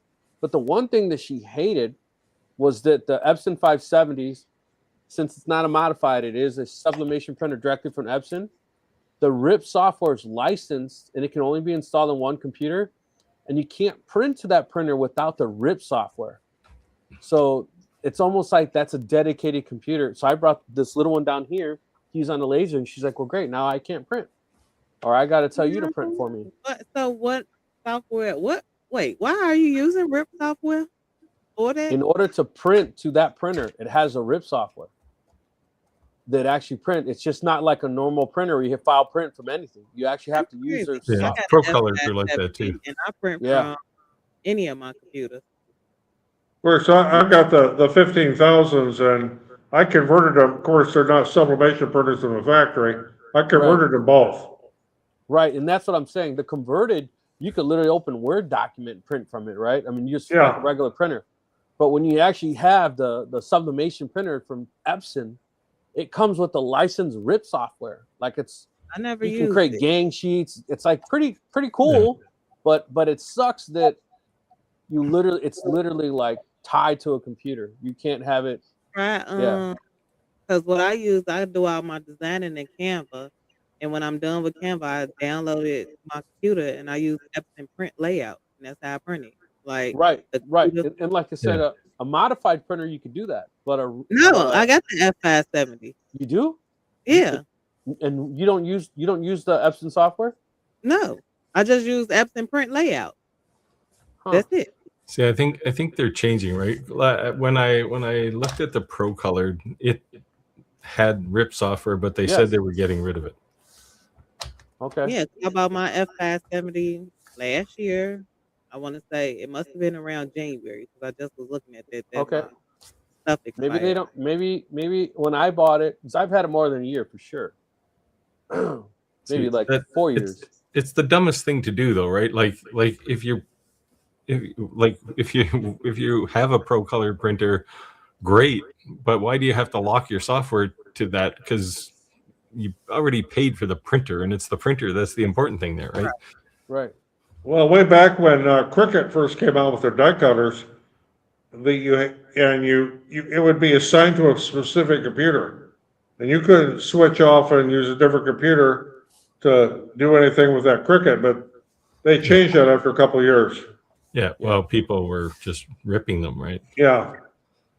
Yeah, I mean, I'm gonna have to check that now because that has just been the heartburn of that printer. It prints phenomenal. Try to download Epson print layout, and that's exactly what I use. And I just like all my printers are actually set to Epson print layout because I My print. UPS is just kicked on. I use that one and I use my T5170 with print layout. Now I print, like I said, I design everything in Canva. I download everything from Canva. Or you can download it from whatever software you use. Download it and upload it to Epson print layout, and that's literally how I print all my documents. And I can use Yeah, it. I'm gonna Just check it out then. It might have been because that software, if you're gonna buy it, I think that software is like it was 1,700 extra. bucks. Yeah, I think I think that. I think I seen something about Yeah. that when it first was about to bad, and I'm like, do I need this software? And I don't even Yeah. know if mine came with the software or not, but I know I never downloaded any software for it. Yeah, so I'll check that out. But Jack said I use PLA as support for material for PET G. You know, Roger, you had said that early did. on, and you have nozzles designated for that. I do that. I use PLA as support for PET-G, and PET-G as support for PLA. Yeah, Because it doesn't stick. It makes good support, but it doesn't stick. Doesn't leave any marks. It's just yeah. perfect. And when you Rick, when you print little Ricky a pair of shoes, you can use PLA for the supports on your TPU as well. Works Yeah, so really well. I haven't played around. What is that in the global settings where you choose support and choose the size, or where do you In the settings for the filament, it's like the fourth tab over. Oh, hang on, I got bamboo here. Yeah, I've been meaning to check that out since Roger said that. If you let me open something here. Santa said I'm still having good luck with a few rolls I have from Hobby Lobby. I've heard nothing bad about Hobby Lobby. The only thing I've heard is that it's almost instantly gone.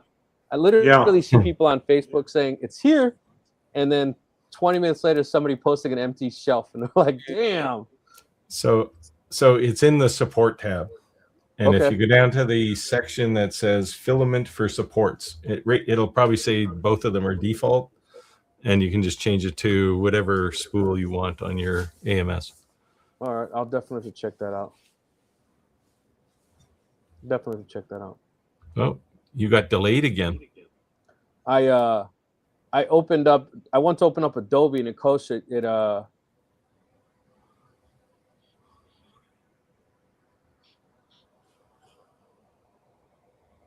want to open up Adobe.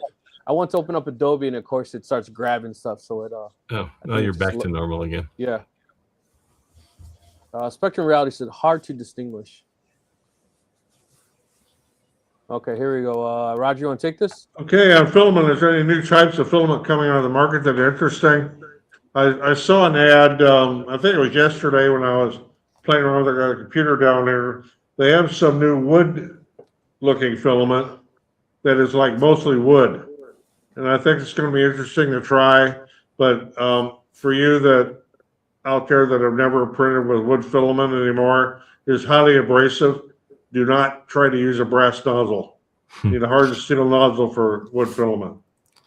Yeah, the short answer to this question is yes. There's always a lot of the engineering filaments are starting to get pushed down into the home market. So you've got things like Peak and Peep and Peck. There's just millions of these things, right? And they're all for specific things. You can, if you have a printer that can do it, you can even get PEI. The plastic that's on your build plate. You can actually get a roll of that filament and print it, but you need a hot end that can go to like 700 Celsius. But it's out there, and it's about a half kilogram of it is like $200 or something. It's expensive.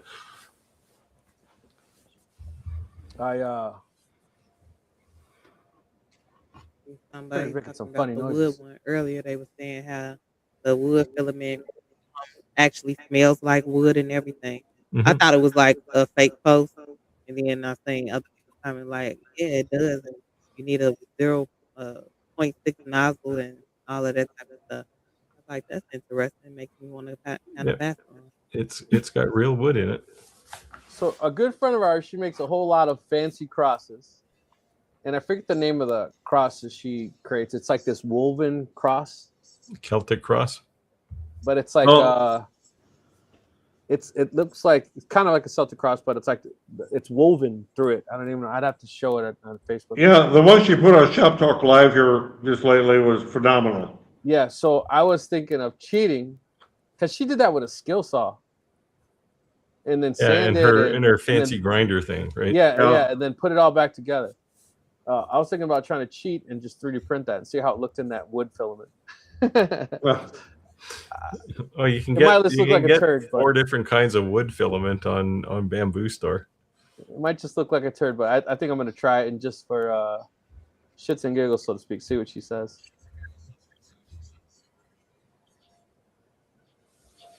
Yeah, Chris says using a laser in a 3D printer is like using mortar oil and scrambled eggs. Yeah, it's just, to me, that just don't mix. Spectrum Reality said Mia has a lot of reverb.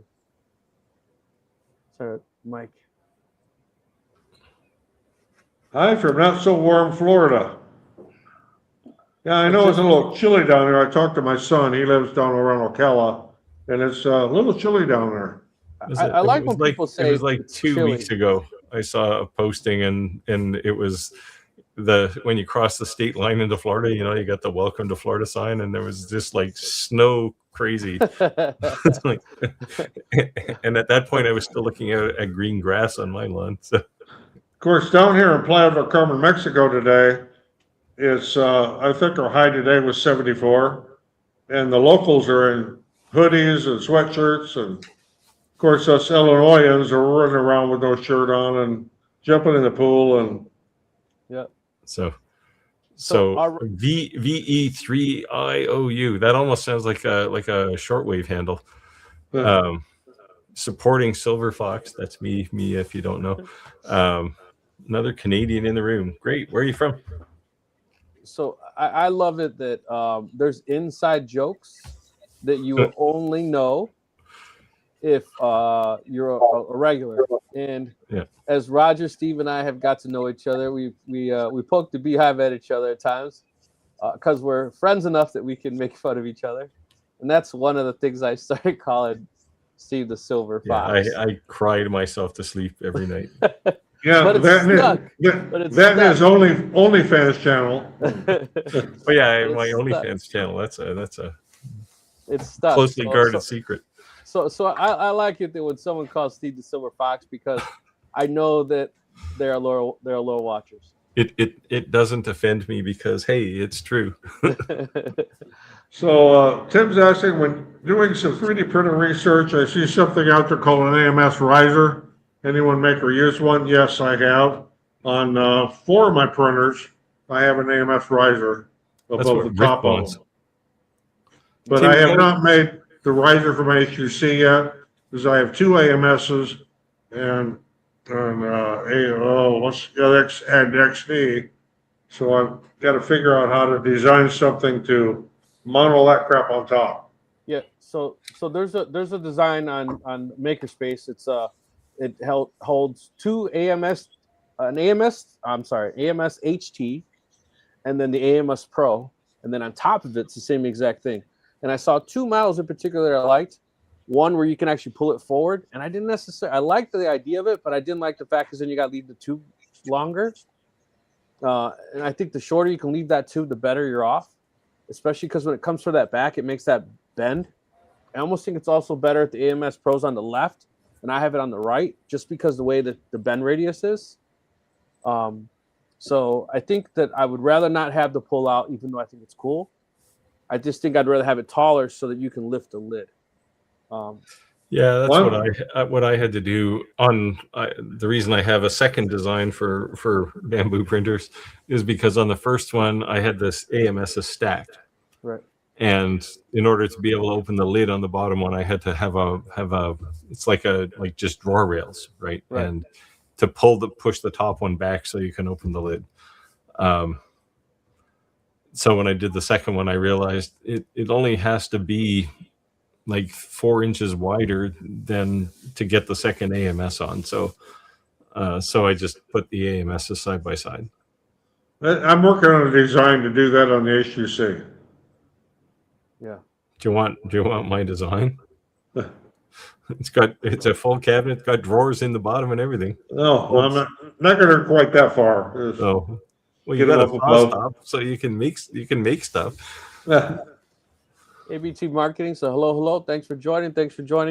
No, I did not read the name wrong. I just know the real name before they changed the handle. This is a loyal subscriber. ETB. Yeah. How's everyone going? Thanks for joining. Better late than never, as they say. Let us know if you have any questions. Somebody want to take this? Is there anyone Sunliu does not make filament for? Probably. They are the biggest manufacturer in China of filament. And I watched a video a while back, and I can't remember the guy's name, but he was trying to like mosey out the brand names on other. But if you want, the guy from Israel, the Next Layer guy. Yeah, Next Layer. If you freeze the frames, you can see Bamboo's name on the cases. I'm gonna have to check that out. You mentioned that a couple times. I have to check that out. Find it. Spectrum Reality said they make glow in the dark paint too. Just in case little Ricky wants to paint messages all over his wall.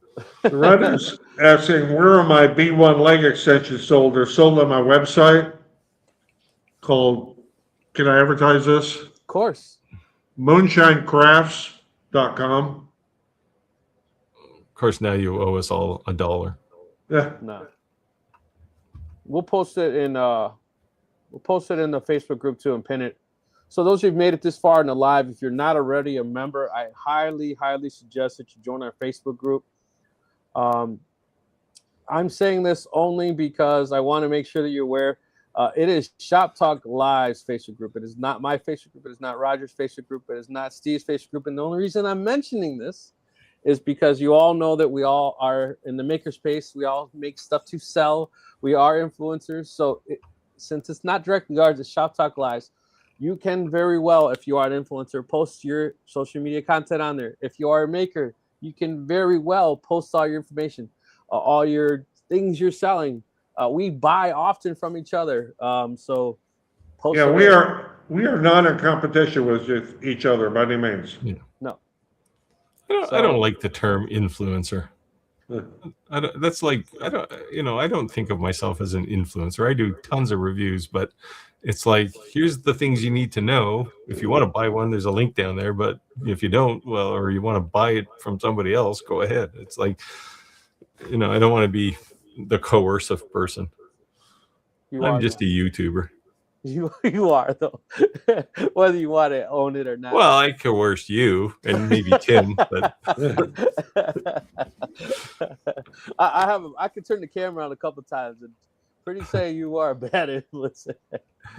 But just so shoptalklive.club, it's not a website. It's just an auto forward to our Facebook group, so we don't have this big long URL.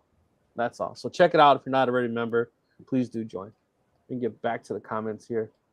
But yeah. See, I might have swayed you, but you didn't use any affiliate link from me, so it was, Were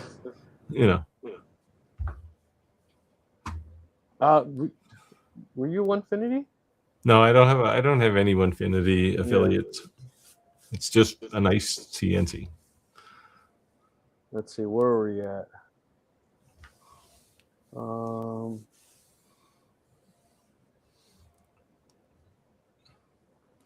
You were there, and then we saw this one.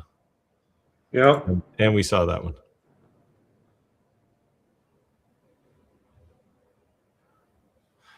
And then somebody said Mia has reverb. And we saw the leg extension one, and there we are. We're back. Yeah, my B1 leg extension, moonshinecrafts.com. Do you sell moonshine too? No, they kind of frown on that.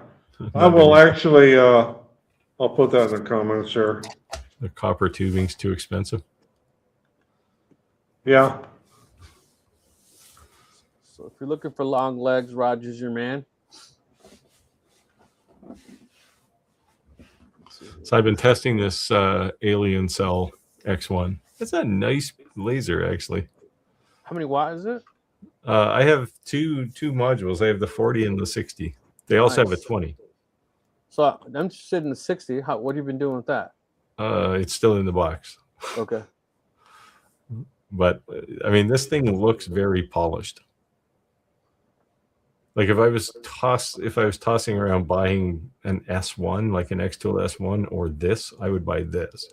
For one thing, the bed is huge. It's like 480 millimeters wide and 300 and some millimeters deep.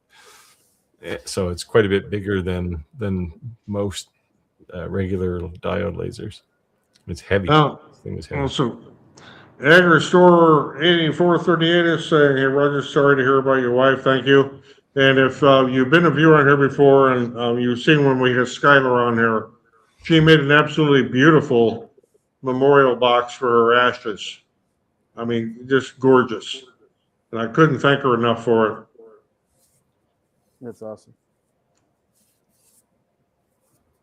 Chris said bad filament tends to come in batches. That's why, honestly, I'm going to give Micro Center the benefit of the doubt.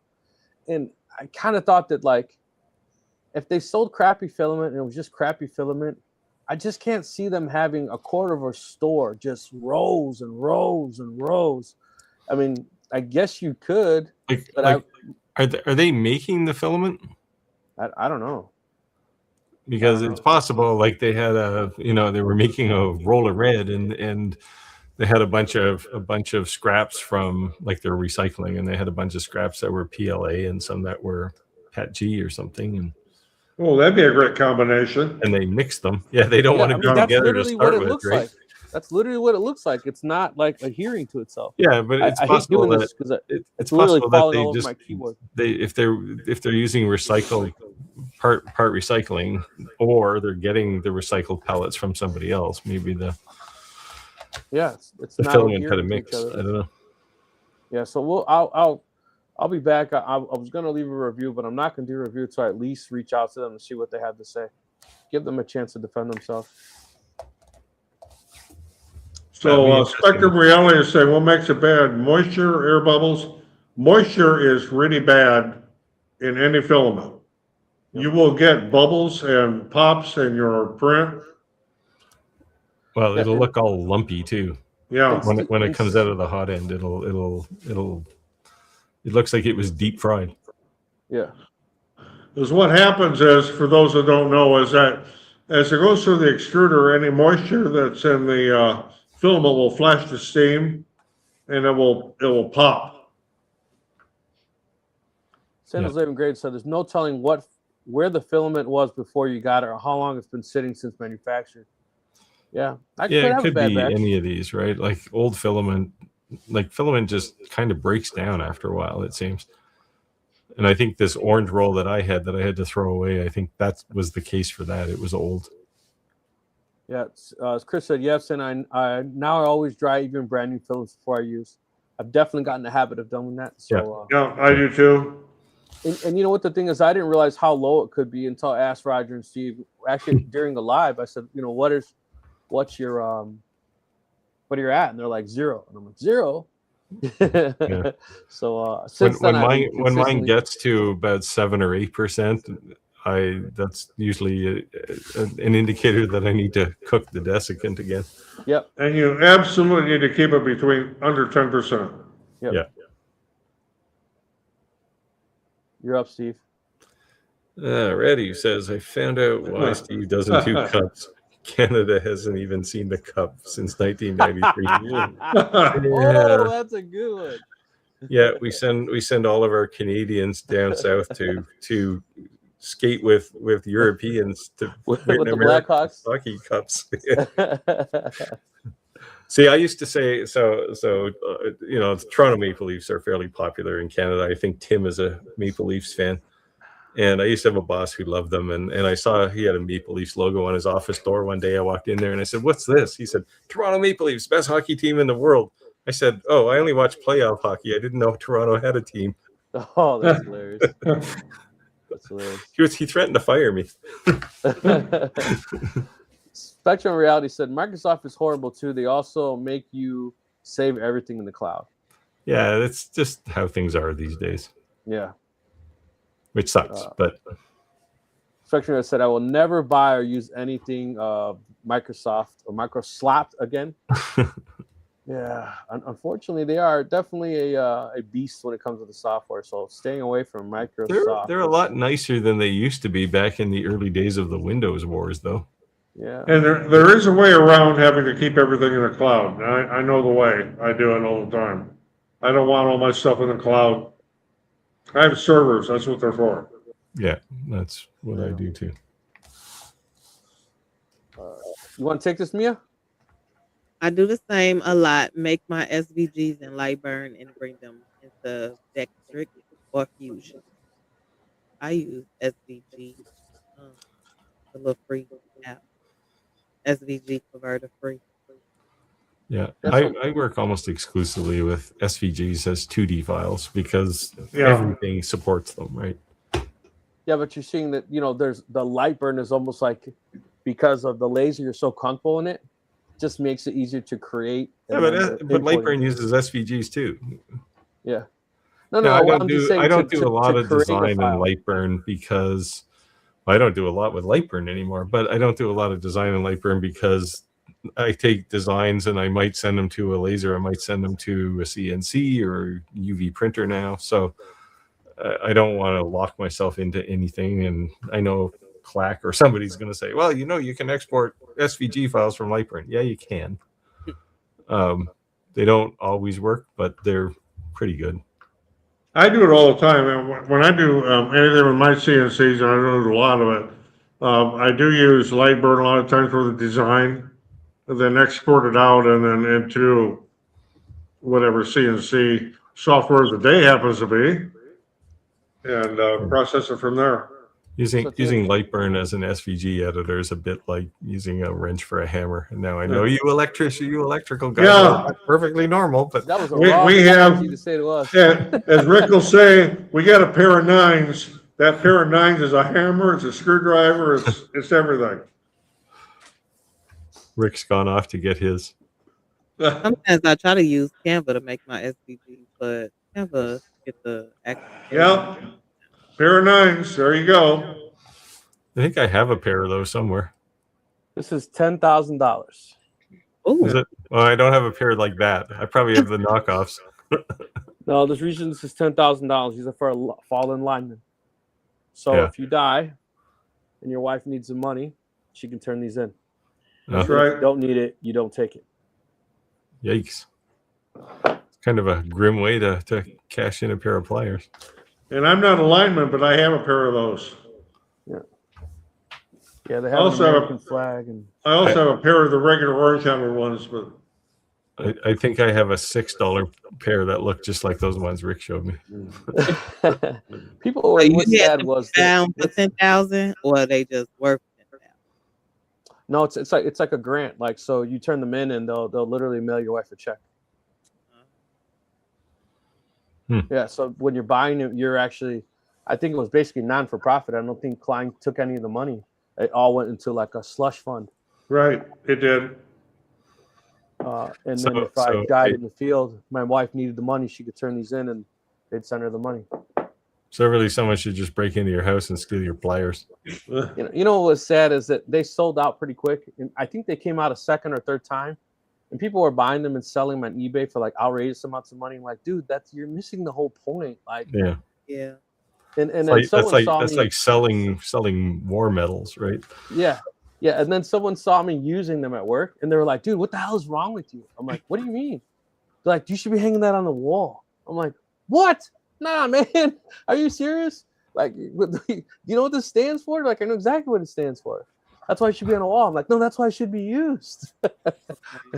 So I flipped to the next question while you were looking for those. Zentenro asked an interesting question here. It's like, do you guys think it's better to build a product and then find customers, or find a demographic of customers and then make what they need? I go with the second part for the most part. Usually, yeah. So I think both. So I think you should always go the second route. But I don't think there's nothing wrong with fishing. Well, I don't think you should make 10,000 of something. This is a question of, do you sell volume or do you sell custom? right? If you sell volume, you're going to make stuff and take it to markets and try and sell it, right? You don't know all those people, so you don't know what they need. Yeah, so, I'm in the second camp because I don't do high volume stuff. So I tend to wait for a customer to say, I got a problem. And I go, I know how to fix that right here. I'll do a solution for you. So I think a lot of this depends on what your sales model is. I've been on both ends of the spectrum here. Of course, I started out with my big coaster business, Steam of Horrors, but with my stolen from coasters. But we've had other viewers on our podcast here that have also done well with it. Jim makes a lot of coasters. Yeah. I've made coasters, but it's usually something I add in for some customer who's spending, tons of money. Here's my opinion. Here's my opinion. I think you should definitely make something. We always say find your niche, sell for the market, and I think you should. It's okay to fish, to make something to see if it sells, but I think you shouldn't make 10,000 of something like with a 3D printer. Yeah, and then wishfully think it's going to sell. No, right? But we also talk about trade shows, and there could be trade shows that are in certain areas. You're going to have that niche market, so maybe you'd make a ton of that particular thing.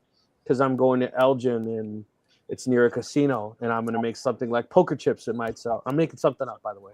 Yeah. But then when I'm back home, that might not sell. So you'd have your home territory, and then if you're going in somebody else's area, you could have your niche markets. But I don't think you should make a lot of anything and just wishfully think it's going to sell. But I think it's okay to fish to see if I make this, will it sell?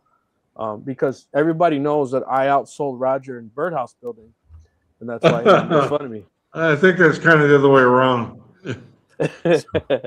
so actually, I was going to bring that up about birdhouses because I still make them and I still sell them.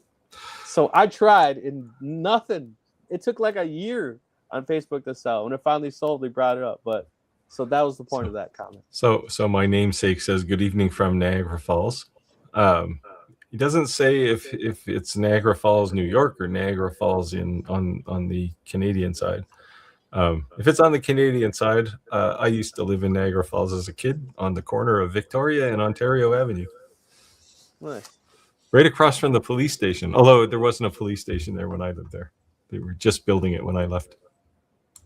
I've been saying I want to go back to Niagara just to go. I don't even know the name of the restaurant, but they have really good hot wings. And I was so mad because I really didn't get none the first day when we went because I wasn't really hungry. And then when I finally tasted one, I'm like, oh, these are so good. So the next day, I think I tried to go get some before we left, but I don't think they were open on that day. And I was so mad. I'm like, I need to go back and go get those chicken wings. Ricky and I had a blast on that 3-story go-kart track. That was nuts. That was nuts. Get that one yet. That was nuts. Want to take it, Steve? Geez, I'm taking all of these now. I've been reading them all, so I'm just. This is I guess related to the 3D printer act that's happening. Yeah. Spectrum of Reality says, how will they enforce it? They are enforcing it through the software, and they will use client-side scanning, just like they're doing for everything else. Yeah. So. And how they bypass encryption. Yeah, it's just like they don't have to do anything to you or your printer, right? They just go back to the manufacturer who's in the cloud and say, what's this person's account downloading and printing? Right? Yeah. So the other thing is that what I think is like Bamboo, who has already that type of client already in place, they're the ones who are going to be able to be compliant, right? Because they already have that built. They're just going to have new policies enforced, right? So these other 3D printers, maybe the entry-level printers who don't have this. Yeah. The big problem here is if I'm mechanically inclined, I can make my own 3D printer from parts, right? And no one will even know I have that, right? This is I make my own weapon, right? And no one knows I have it. and there's just all this is going to do is drive manufacture and sale of illegal 3D printers, so people can go and print their illegal weapons. Right? We all bought Like, hot it's boxes back in the such day. a They're going to be hot 3D printers. it's such a stupid thing to try and do, right? Because Yeah. like I got enough parts sitting in my closet over here to make a 3D printer. And I mean, to make this, it doesn't have to be a bamboo quality. It just has to be something you can hold in your hand, right? Yeah. Look at what Chris said here. Exactly what I said earlier. It starts with guns, then Disney, then Harley, then Jeep. Oh, I wonder where it'll end. The lobby for the bill. Exactly. Well, by the same token, you know, even with a bamboo printer, which, you know, they can, if you are subscribed to the cloud, which I am not, I run in what they call developer mode and keep everything in LAN. They have no idea what I'm printing. They have no way to look at it. There's just, it's completely isolated. Well, Trump said yesterday on TV that Americans don't need guns. So that's all I'm gonna say. Got me one. As the Canadian of the four, I'll just remain silent because it's not really an issue here. Like, I have the right to remain silent. I will exercise that. Jack said you can 3D print lowers, exactly what I was saying, and use them over and over again. I 3D print it. I'll skip that, and buy about 80% lowers and mint the rest. No difference. It's not illegal, and you can build your own. Exactly what I just said. As long as it's just a lower, the parts. I don't even want to say it. Well, let's just say there's certain websites you can download it that are people that are right to bear arms people that make these files readily available for free. You're not going to post that link down in the chat, are you? Yeah, no. And if you would happen to venture into the dark web, you can find anything. Yeah, you don't even have to go that deep. I mean, it's readily available. Yeah. Spectrum Reality said there's a whole book out there you can download called Expedite Firearms for Home Machinists. Yeah. And I keep saying, like, when I was a kid, there was only one kid in my whole neighborhood who had a computer, right? And then I remember when even printers, not everyone had a printer. And then now everyone has a computer. Now everyone has laptops. Now everyone has a cell phone. And I remember people didn't have microwaves. Everyone had microwaves back in the day. That was, you got a microwave? You know what I mean? It's going to become like everyone has a 3D printer. It's just going to become the normal thing, It's one of these things where the genie's out of the bottle, right? And like, you can't stop this now. No, it's too late. It's too late. And like I said, just if they go to all the manufacturers, then you just make your own, right? Yeah. Or there's going to be people modding them, Yeah, well, there's going to be modders. But I mean, I've made 3 of my own, and like from nothing, and it wasn't that hard. Yeah, but there'll be the guy who's like $50, bro, and I'll make it go offline. And you're good. You know what I mean? So like, but there's still some traceability that it was purchased, right? So there will be a bloodline there they can follow. But if you make your own, it's just a bunch of parts, like stepper motor. What'd you use that stepper motor for? Like how deep are they going to go, right? They don't. First of all, they don't have the manpower to regulate that kind of system, and it's not going to work. No, it's just crazy. Yeah, that's definitely one of those feel-good bills, right? And you did something. Oh, we passed a bill that made it hard for people to do this. Yeah, but it didn't make it impossible. So Chris is saying Mac or Windows is about the right tool for the job. Mac and Windows both have their strong points. What's Windows' strong point? I think like I said, the platform wars are over, but I just think Mac more efficiently uses RAM. Maybe, but it's just, I don't know. I look at Windows machines like it's a computer. I look at a Mac like it's an appliance. Yeah.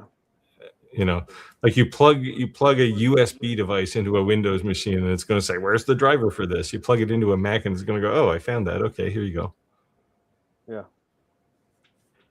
Santa's Living Great said, what's funny to me is you see several videos talking about the first 3D printer and then it's laser, then it's, Yeah, it's just, pretty, well, I mean, I was going to say pretty soon they'll be going after your table saw, but they already did that. Yeah, it's too late. The cat's out of the bag. Like, there's nothing they can do. I mean, they can.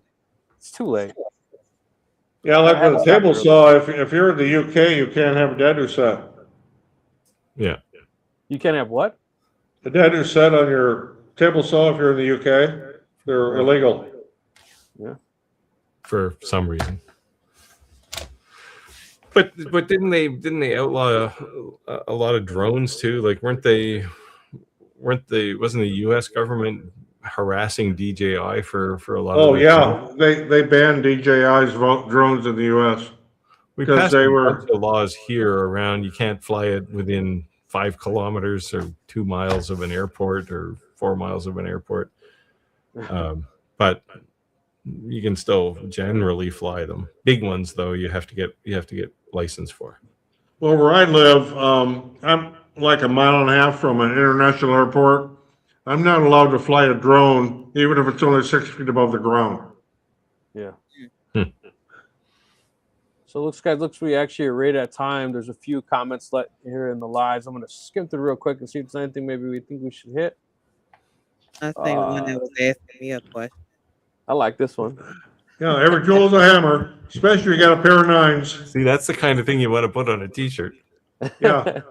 There you go, Mia. There's a good one. Valentine's Day coming up. You can sell that for husbands. Everything's a hammer. Yeah, just I seen one comment that says, Mia, you said this is your full-time job. How do you find your customers and what type of products are you selling? So I sell a lot of different products. So I'm a serial entrepreneur.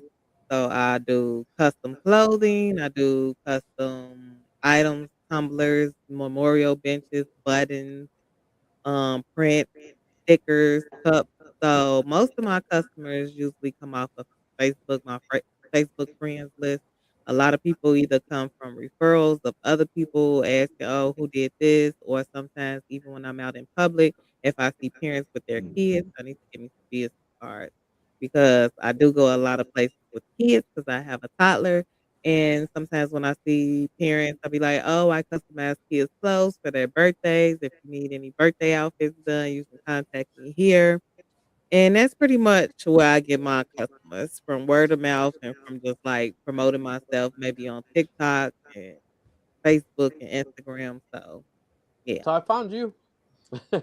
Right. So at the end of the day, every customer will bring you a customer. So if Yeah, it could be a word of $10 mouth item is or- word of mouth is one of the best things. That's probably 90% of my business in the craft side of everything. Yeah. Yep. All right, guys. Well, again, we're at time. So, Mia, thank you for joining us on live. It was good. I'd appreciate maybe we can do this again sometime. Okay. I'm down to do it. I was like, after this, I was like, you make me want to start a podcast. And just be on. You know, it's a little nerve wracking at first. You got to come out of your own shell, and you have to kind of interact with the customer, interact with our not customers. I'm sorry. Comment. Yeah, and just kind of keep the conversation going. And sometimes it's we have to create the conversation. So Right. this is a live question and answer, so it's not scripted. We don't have any topic of discussion. But sometimes not everyone comes for questions. Some people just come because we call it Happy Hump Day.